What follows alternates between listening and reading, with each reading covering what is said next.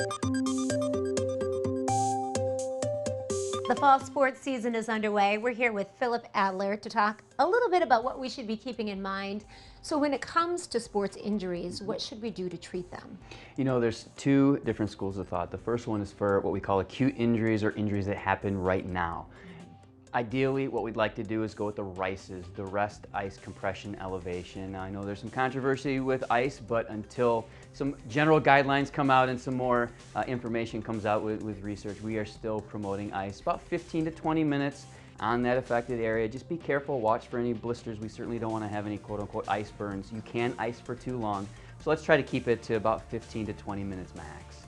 For those things that are lingering, that things may feel tight, we really only try to use heat after a little while has gone by, not before 48 hours. And certainly be conscious of swelling. If it's red and swelling, then we don't want to use heat because that's just going to make more blood come into the area. It could potentially make things worse.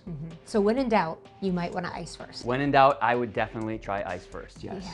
This is a season, I know, when a lot of students are doing the fall sports, you know, adults too, joining those fall sports leagues. You have some opportunities if people have questions to kind of come in and talk with someone from Spectrum about any questions they have or injuries that they get. Yeah, we actually have a Saturday sports injury clinic, or what some people call a bump and bruise type clinic. It's really to help diffuse the amount of people that need to be seen in the fall, because so many kids are participating in athletics, from football to volleyball to soccer. So we have our fellowship trained sports docs and their PAs in on Saturday mornings to do x-rays and start the MRI process, so we don't have to wait till Monday.